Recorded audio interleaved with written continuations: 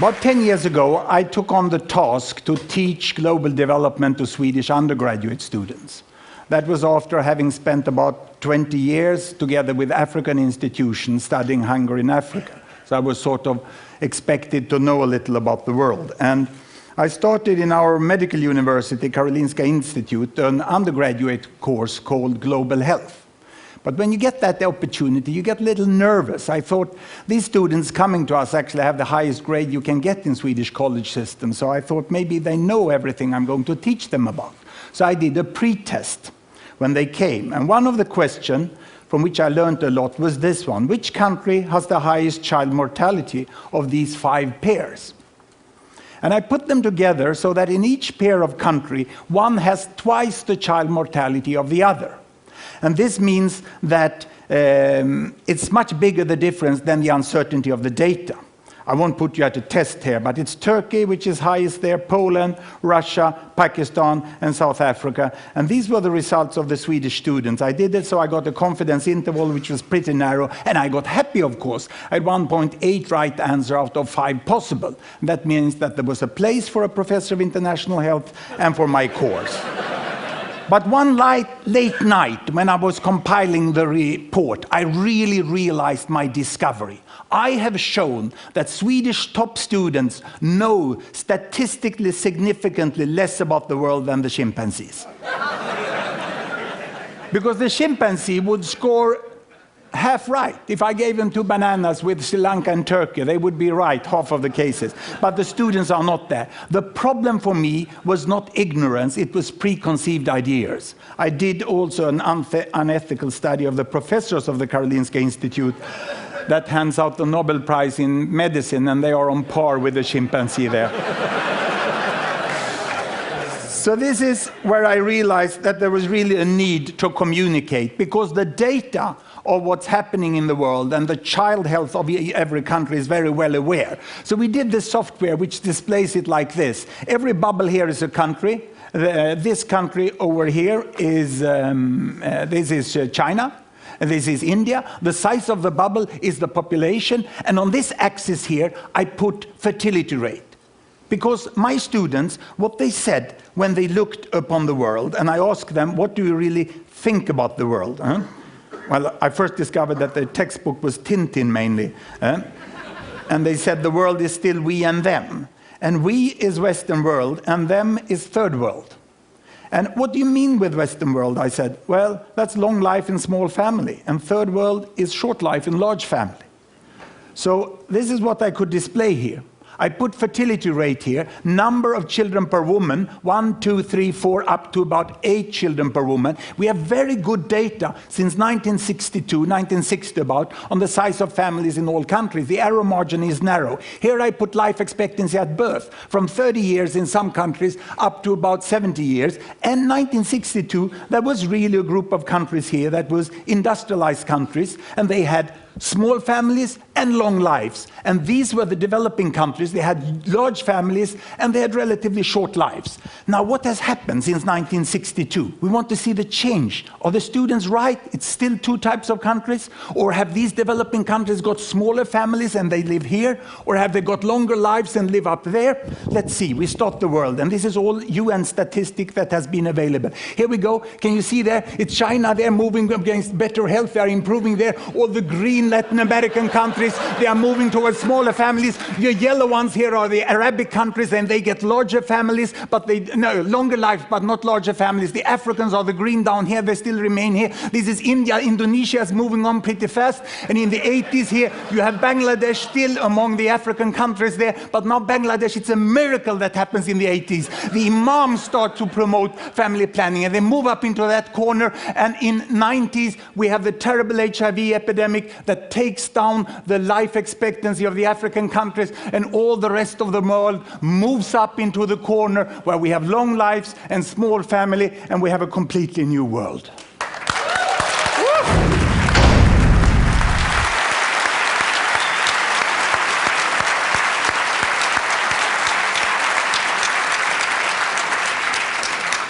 Let me make a comparison directly between United States of America and Vietnam. 1964. America had small families and long life. Vietnam had large families and short lives, and this is what happens. The data during the war indicate that even with all the death, there was an improvement of life expectancy. By the end of the year, the family planning started in Vietnam, and they went for smaller families, and the United States up there is getting for longer life, keeping family size, and in the 80s now, they give up communist planning and they go for market economy, and it moves faster even than social life. And today we have in Vietnam the same life expectancy and the same family size here in Vietnam 2003 as in United States 1974 by the end of the war. I think we all, if we don't look in the data, we underestimate the tremendous change in Asia, which was in social change before we saw the economical change. So let's move over to another way here in which we could display the distribution in the world of the income. This is the world distribution of income of people. $1, $10, or $100 per day.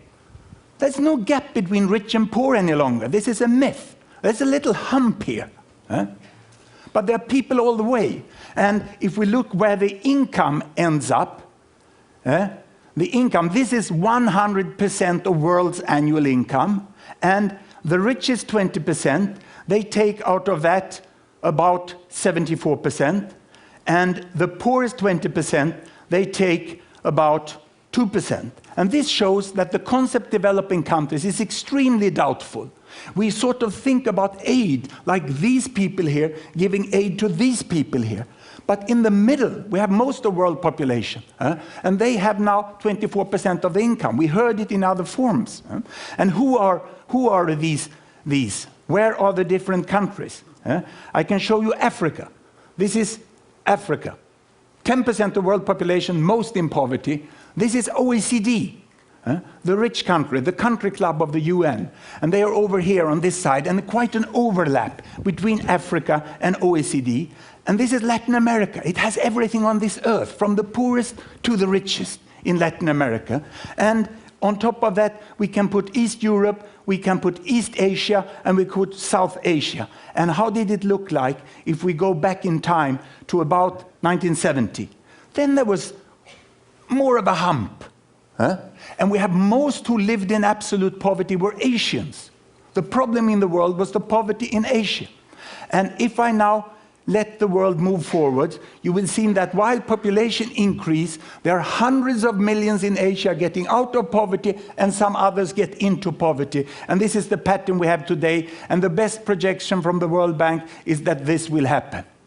And we will not have a divided world. We will have most people in the middle. Of course, it's a logarithmic scale here. But our concept of economy is growth with percent. We look upon it as a possibility of percentage increase. If I change this and I take GDP per capita instead of family income, and I turn these individual data into regional data of gross domestic product, and I take the regions down here, the size of the bubble is still the population, and you have the OECD there, and you have sub-Saharan Africa there, and we take off the Arab states there, coming both from Africa and from Asia, and we put them separately, and we can expand this axis, and I can give it a new dimension here by adding the social values there, child survival. Now I have money on that axis, and I have the possibility of children to survive there. In some countries, 99.7% of children survive to 5 years of age, others only 70. And here it seems that there is a gap between OECD, Latin America, East Europe, East Asia, Arab states, South Asia, and Sub-Saharan Africa. The linearity is very strong between child survival and money. But let me split Sub-Saharan Africa. Health is there, and better health is up there. I can go here, and I can split Sub-Saharan Africa into its countries. And when it bursts, the size of each country bubble is the size of the population. Sierra Leone down there, Mauritius up there. Mauritius was the first country to get away with trade barriers, and they could sell their sugar, they could sell their textiles on equal terms as the people in Europe and North America. There's a huge difference between Africa, and Ghana is here in the middle. In Sierra Leone, humanitarian aid. Here in Uganda, development aid. Here, time to invest. There you can go for holiday. It's a tremendous variation within Africa, which we very often make that it's equal everything. I can split South Asia here. India is the big bubble in the middle, but huge difference between Afghanistan and Sri Lanka. And I can split Arab states. How are they? Same climate, same culture, same religion, huge difference. Even between neighbors. Yemen, civil war, United Arab Emirates money, which was quite equally and well used. Not as the myth is. And that includes all the children of the foreign workers who are in the country. Data is often better than you think. Many people say that data is bad. There is an uncertainty margin. But we can see the difference here, Cambodia, Singapore. The differences are much bigger than the weakness of the data. East Europe, Soviet economy for a long time, but they come out after 10 years very, very differently. And there is Latin America. Today we don't have to go to Cuba to find a healthy country in Latin America. Chile will have a lower child mortality than Cuba within some few years from now. And here we have high-income countries in OECD, and we get the whole pattern here of the world, which is more or less like this. And if we look at it, how it looks the world, in 1960, it starts to move, 1960. This is Mao Zedong. He brought health to China. And then he died, and then Deng Xiaoping came and brought money to China and brought them into the mainstream again. And we have seen how countries move in different directions like this. So it's sort of difficult to get an example country which shows the pattern of the world. But I would like to bring you back to about here at 1960. And I would like to compare South Korea, which is this one, with Brazil, which is this one. The label went away for me here. And I would like to compare Uganda, which is there. And I can run it forward like this. And you can see how South Korea is making a very, very fast advancement, whereas Brazil is much slower. And if we move back again here, and we put on trails on them like this, you can see again that the speed of development is very, very different. And the countries are moving more or less in the same rate as money and health. But it seems you can move much faster if you are healthy first than if you are wealthy first. And to show that, you can put on the way of United Arab Emirates. They came from here. A mineral country. They catch all the oil, they got all the money, but health cannot be bought at the supermarket. You have to invest in health. You have to get kids into schooling. You have to train health staff. You have to educate the population. And Sheikh Zayed did that in a fairly good way. And in spite of falling oil prices, he brought this country up here. So we got a much more mainstream appearance of the world, where all countries tend to use their money better than they used in the past. Now, this is more or less if you look at average data of the countries.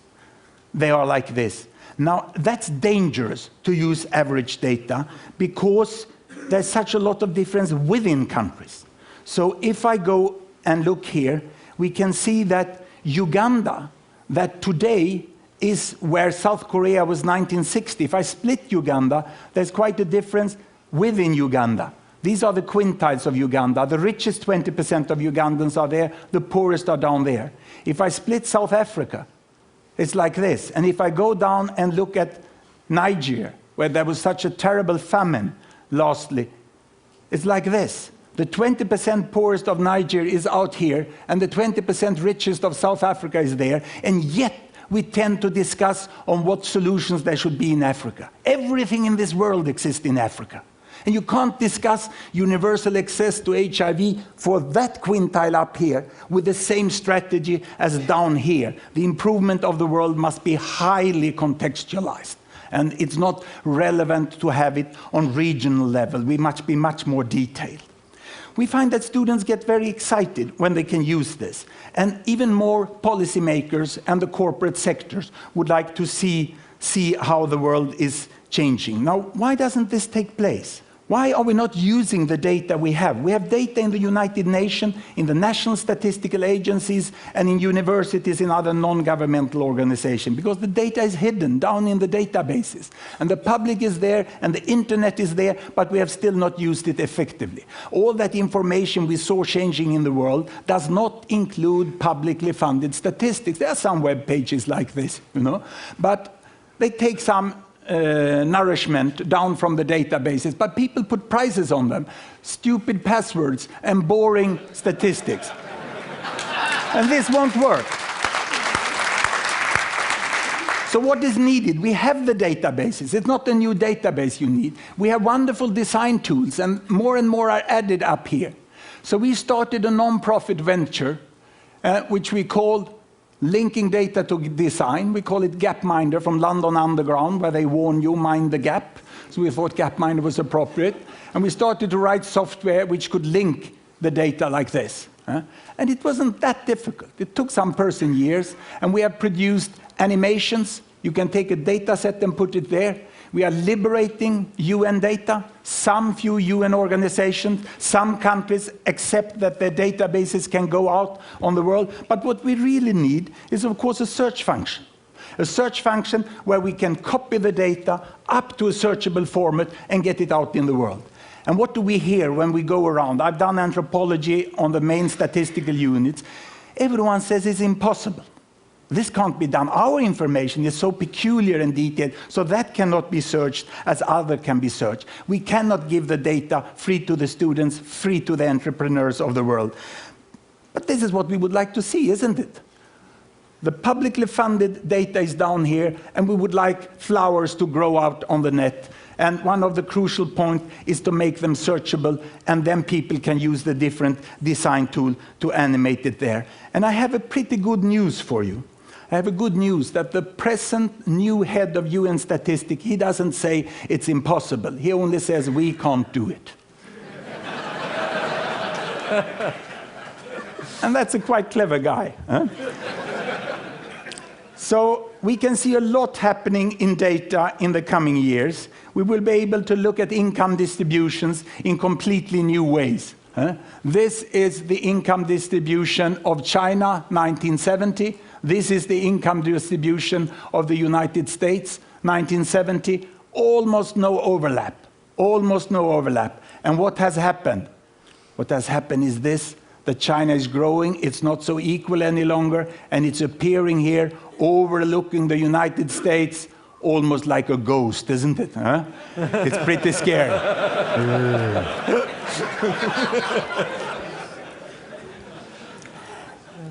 But I think it's very important to have all this information. We need really to see it. And instead of looking at this, I would like to end up by showing the internet users per 1,000.